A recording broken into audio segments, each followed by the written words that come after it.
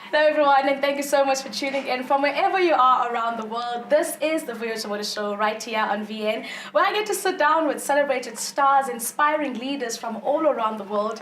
We get to share with us their stories, their journey, and how it is that they came to the incredible success that we get to celebrate today. And today's guest is, of course, on the same and on that particular part as well. I can't wait to introduce you to him, but let me show you what you can expect on the show today. Have a look at this. Growing up, did you always know? Was art always part of your childhood? Paint us the picture of your growing up. We saw our dad drawing a portrait of the three of us, him and us. Yeah. And from that day, we were like, we are artists. And every time when I was in the office, I'd still go back to drawing. And I didn't think I was gonna be able to venture into art professionally. So my main source of inspiration is my childhood. My mother is one of the most amazing people I was blessed to live with or to be given birth by. I take this as an amazing adventure, and I think I believe that a smooth sea doesn't create a skilled sailor. Now, being an artist is one of the most revered and celebrated art forms within the world because it's not an easy thing to do. But our guest today does it so effortlessly and is just, I mean, look at him. Ladies and gents, the one and only Fhatuwani Mukheli. Yes. Did I say it correctly? Yes, you did. Thank you so much. How are you doing? I'm great. How are you? I'm good, thank you. I mean, everyone in studio today was looking at your outfit and how you dress, and everyone was like, this is a true artist. Sure, thank Because you. You can tell an artist by just looking at them. Thank you so much. Yeah? Now, tell us where it all began. I like grilling my guests with this question particularly because it always gets to help us get the framework of what kind of led one to the path that they're in today. Yeah. Growing up, did you always know? Was art always part of your childhood? Paint us the picture of your growing up. Sure. I started doing art at the age of 7. Yeah. And I have a twin brother who I started at the same time. We saw our dad drawing a portrait of the three of us, him and us. Yeah. And from that day, we were like, we are artists. And it's something that I've always known that I am. And growing up, obviously, you go astray, you find other ways to make money, and then your calling finds you again, you know. And I'm grateful that my calling found me and I answered. Yes. You know, and I'm living I'm living my purpose. Yes. I think I'm living in my purpose. Yes, Sure. yes. It found you. Well, you tried to run away from it and it was like, come back. Sure. Now, you and your brother, you guys have such a close relationship. I would say celebrate you because I'm probably one of the people who always double click when I get to see your bond and your relationship, but you're both in art. But share with us how was, being a twin growing up and what that experience was like. Are you guys even twins? Yeah, we are twins. Yeah. Being a twin is the biggest blessing for me because you are born with someone to navigate this tough life with. And there is a dark side to being twins where you are born with a lot of attention and you don't understand why people give you attention and the other kids are not getting attention. But then I grew, or we both grew to understand that us being twins doesn't mean that we are weird or we're just weird. We actually are desirable. People wish they could be twins, and we used it as our power. So it's the most amazing thing because you're born with a best friend. You're born with someone you can share everything with because you're almost like identical. But then you are each individuals with different personalities and whatever goals. But then we share so much and we are so similar and different. Now, your experience is different to a lot of people's experience because, you are a twin. Yeah. But also, how do you then find your own voice within that? Because you're always associated together. You're always, grouped into being one, even though you're two people. Yeah. But how did you go about finding your voice within that? It took us a while. Yeah. There was a point, I think a good 5 years where we were not close. And that was important for us to find our own way, find my own voice. And I'm a social person. My brother is not very social. Okay. So that's a very big difference between the two of us. And we are obviously best friends. I make the friends. And then if I say this guy's cool, then Okay. we're good, you know. Yeah. But finding my own voice took a while. I don't think there was anything I did special. I Okay. just somehow, as you grow and you mature, you find your own path and you make peace with the fact that you are your own person. You know, as a twin, you know, we shared a lot until maybe the age of 25, even a bank account. What? And then, No ways. you know, girlfriends came in, everyone bought their own house. Yeah. But yeah, it's fun. Yeah, and it's so interesting because a lot of people are not twins, so getting Sure. to hear those nuances that come in play. How did you discover that art was your purpose? Because you did say earlier on that you are now living in that. Yeah. How did you know it was your purpose? So my first career was in advertising as an art director. It sounds like it's art, but it's not art. It's creative work. You know, you're writing ads, you designing billboards, all that stuff. And every time when I was in the office, I'd still go back to drawing. You know, and then we started our own business, I See a Different You, which is a photography business, production house, and I would still find myself drawing. And lockdown hit, and our business is running, nothing is happening, obviously. I sat with myself, and I'm like, who are you? What do you want? Let's say the world ends now. What is it that's going to make you happy? And it was only two things for me, to paint and to do like gymnastics, backflips. Oh, really? Like very, Yeah. I like, what do they call it? I grew up in the Acrobats? township. Okay. Yeah, I grew up in the townships. So they say I'm a tumbler and all that stuff. So Okay. I started training to do that because it makes me happy. And then I started drawing because it makes me happy. Yeah. And I didn't think I was going to be able to venture into art professionally. You know, it always been the thing that I enjoy doing and my way to show off my skill to other people. Yeah. And then, just in the middle of lockdown, I was able to start my career as an artist. And when the door was open, I didn't look back. I just said, okay, this is it. Yeah. And yeah, It's looking been great. Sure. So, I mean, drawing, painting, I find it's extremely difficult, firstly, because I can't even draw a stick man. I don't, and I want you to help us distinguish this, right? Sure. Do you think art and like painting, drawing, being an artist is something you're born with, or that's something that you can acquire or learn as you go along? There's the technical part of it, which you can learn. Okay. But to be honest, art is not a career option. It's a calling. You know, it's not a thing where you can go, oh yeah, I'm choosing to be an artist. You know, you can try, you can learn how to be, but there's the emotional aspect. There's the part that the drawing or the technical part of it can't be part of it, you know. Okay. So let's say I paint a portrait and it evokes your emotions. That's the part that the technical side of art can't get into. You know, so the emotions that you feel when you see it is where the calling lies within art. Yeah. You know, so that's what makes us artists. You know, and I honestly believe life is all art. You know, being a scientist, mathematicians, anything that has problem solving is art for me. And we are just in the other lane of art where we are documenting time, we are expressing our feelings, we're telling stories through inks and oils and acrylics, all that stuff. Yeah. You know. All the colorful stuff. Yes. Where do you, I always wonder, and when I get to see your artwork, because you tell a story in your art, right? Yes. Where do you source these ideas from? Where do you see something and decide I'm going to paint that or I'm going to draw that? Or does it, where inside of you do you source it from for you to be able to put it on a canvas? Yeah. So my main source of inspiration is my childhood. My mother is one of the most amazing people I was blessed to live with or to be given birth by. And she's super inspirational, you know. So I always try and tell the stories of my upbringing, the feeling I've always felt when I was with her. I used to, she's still alive, by the way. Yeah. So I used to bake with her. We used to sell chicken pieces, masonja, all that stuff.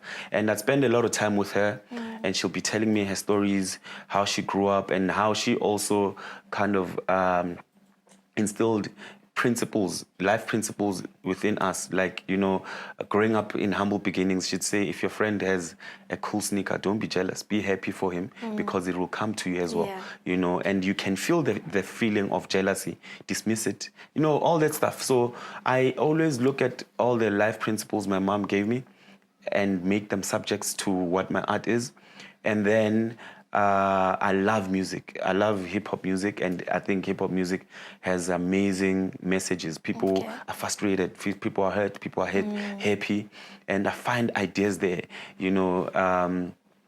And when like an artist, one of my favorite artists had a song called Moments You Can't Relive, and I immediately thought of what if I take this and make it a visual thing, and I paint moments that I can't relive, you know, and that was my subject and my theme for whatever artwork I was making. So that's how I find my inspiration, you know. Now, you know, these are all intriguing questions because I know that there are so many audiences at home who also get to ask themselves these questions. Sure. Before you go on that canvas, before you start, what is a procedure that you go through? Is there a particular formula that you first need to sit in a particular room in a particular... No. How does that go about? To be honest, art for me is very easy. Yeah. And it's only easy because I do it all the time. Okay. I'm constantly drawing in my head. I'm constantly looking at visuals. And on my phone, I'm looking at things that give me ideas. So when I'm in my studio, I just paint, you know, and I draw.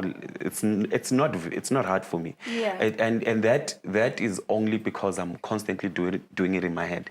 You know, I'm constantly thinking of ideas. What's my next artwork? I've got millions of them in my head. You know, and it's just expressing it. Yes. You know, and people do ask me, how do you find all this inspiration? And I think I don't wait for inspiration. I'm constantly working. Inspiration will come and go, whatever. I'm still there, and I'm sketching. I'm always with a sketch pad and then my iPad. Wherever I am, I'm sketching. Yeah. Or I'm looking at art and I'm sending my brother with this artwork, that, you know. So I'm constantly working. Yeah. But it's not work for me. Yes. To be honest, I'm having fun. Yeah. Yeah. Now, I want us to touch base on this particular element of art, which separates it from just being one would say something you do because you love, but it being something that sustains you. Yes. You said you have taken it now as a full-on career. Yeah. You know, we know many parents who say, but this is just a hobby. This can't be a career. You can't make money out of it. For you, how did you find that balance and enabling yourself as an artist, doing what you love, to be able to still be sustainable in it and make a living?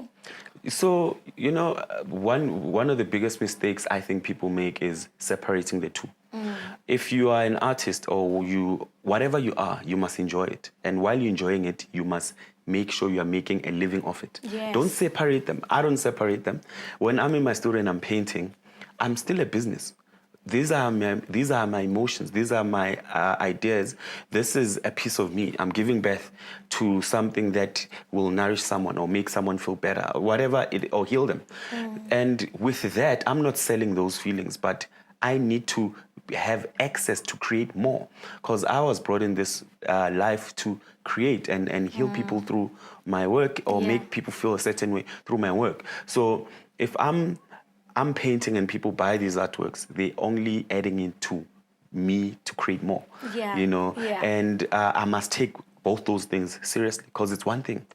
It's fun. I go to the stationery shop with my brother and we buy a lot of canvases, whatever, paints, and you'll be shocked how much we spend buying that stuff. But to me, I'm like, it's like you bought a kid a PlayStation or a trampoline. Yeah. And with that excitement and pure love and joy, I'm able to create all these things that I create that make people happy, you know. And I also take the business part serious, because people will say, hey man, I'm curious, how much is that? Can you send me a catalog? So I'm not the artist that will paint and go, your way, I don't know, I must find someone to do a catalog for me. Yes, at some point I will. But I'll do it myself. Yeah. You know, I'll paint, take a photo, sizes, materials, is there, how many editions, you know? Yes. Makes my life easier, because people DM me, I just send them a link to my catalog. You'll see the prices. You'll see how many which is sold, which is available, you know. Because you can't just always be having fun. Even soccer players, skaters, whoever, there's the business side of it, which is part of all of that. Yeah. So you can't separate the two. Yeah. Which is why it's purpose that paid purpose. Yes. Which enables us to have, you know, sustainability within this. Exactly. Now we're gonna go to a quick break, and after that we come back and we chat about you dining people and having people sit down and have conversations in this space. Your restaurant. Yes. We're going to touch base on that and so much more after this quick ad break. Awesome.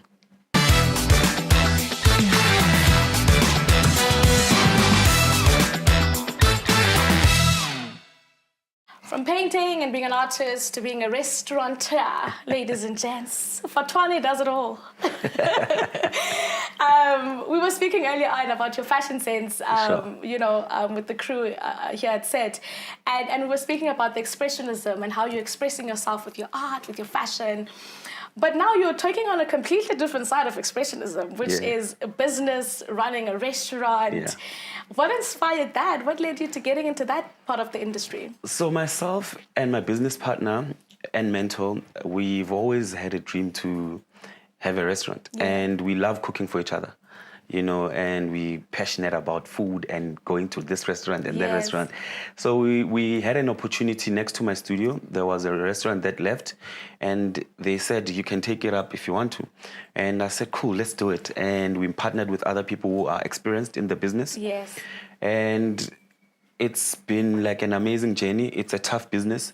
I won't lie. Getting into it, I thought, it's easy, you know. Yeah. And to be honest, there's like the ego element of it where you're going, I have a restaurant. And then when you have it, you're like, phew, it's tough. It's tough business. You're managing people. You're managing stock, all that stuff. Customers. Yeah. But I'm a man of many talents, and I refuse to box myself to anything. So I take this as an amazing adventure, and I think I believe that a smooth sea doesn't create a skilled sailor. So it has to be rough for me to come out alive and be proud of what I'm doing, you know. And what experience do you want people coming into your restaurant, and also get to share where is the restaurant and what it is, but what experience do you want them to have coming, or when they are dining and sitting there? How do you want them to feel? What do you want them to experience? So firstly, the restaurant is in 44 Stanley, which is in Auckland Park, and I want people to feel I'm a big aesthetic guy. I like, I'm a visual person. You know, it's a very Instagrammable place. You know, I want people to walk in there and like want to take photos. And then after, you'll get a great cocktail, good burger, like the food is good, and drinks, you know. There was a point a few years ago where I was into bars, you know, going to bars with my friends on a Friday, Saturday, and I wanted to create something similar to what I've enjoyed everywhere when I'm in Cape Town, or when I'm around in Jozi or Durban, or when I'm overseas. And that's the feeling that my restaurant has, is like it's a little bit of a time traveling thing. It's a bit old school. Beautiful tiles, everything is just cool, you know. I want people to feel like, wow, okay, this is nice, it's different, you know. Of course. I mean, if you're in Johannesburg or you are planning on coming to Johannesburg, do visit 44 Stanley and go and experience good cocktails, as you said, good burgers and amazing food, right? So that's definitely one thing that I know for a fact I'm going to be going to enjoy, and so many of you at home as well. What more do you want to explore? You've explored, you know, art. You've explored the industry of the restaurant and hospitality industry. What else do you want to dabble in? Is there more? I've always had a passion for architecture. Building stuff, you know. And I want to not venture, but I want to try out something. So I'm from Venda. I want to build like a studio there for myself, that I can make it a residency for my friends from abroad, and also get them to see where I'm from, and my friends from Jozi to see where I'm from. But I want to design it in such a cool way. You know, as I said, I'm an aesthetic guy. I like beautiful things. And that's my next venture, architecture and just buildings, you know. building stuff. I see. What would you call it even if you were to give it a name? I think it's all art. It's still within my art space, Yeah. I also had a passion for it since I was a kid. So now that I'm older and bureau finances are looking great, I'm gonna invest in myself to design something first, and then maybe someone will see potential in me. Okay, well, we are looking forward to that. Sure. We're also just going to touch base on being a brand ambassador for a very special brand. Yes. That we get to see, you engaging with on the socials. How different is that to you being or running your brand and your business, to having to be a brand ambassador for someone else's business and brand? So my partnership with Courvoisier is one of the most amazing things that has happened to me as an artist and in my career as an artist. So what it's done, it's given me cushion not to stress too much about finances, because they pay, and basically the partnership is just going, Fhatuwani, tell us what you want and we'll back you. Whatever you want, So I have a residency in the south of France. And I told them, hey, I'm going to be in the south of France for a month. I might extend and be in Europe for 3 months. And they're like, cool, great. We'll take you to the house of Courvoisier, the maison. And also, how can we back you up? And I'm like, okay, I need stationery. I need canvases, all the stuff that I'll be doing. How can you make my life easier? And they actually asked me, what do you need us to do? And they've been doing that for me for the past 3 years. If I want to host a braai with my friends, they bring stock, they bring whatever I need, and it's amazing. And they obviously don't want me to be anything but myself.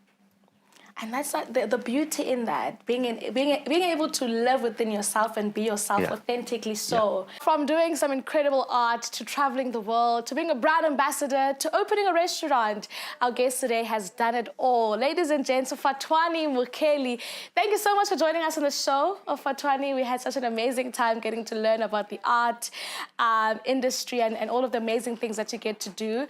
Ladies and gents, this is, of course, the Vuyo Joboda Show right here on VN. Catch us again, same time, same place, as we speak to inspiring guests, inspiring leaders from all around the world. From myself, Vuyo Joboda, and the amazing Fhatuwani, it is goodbye and God bless.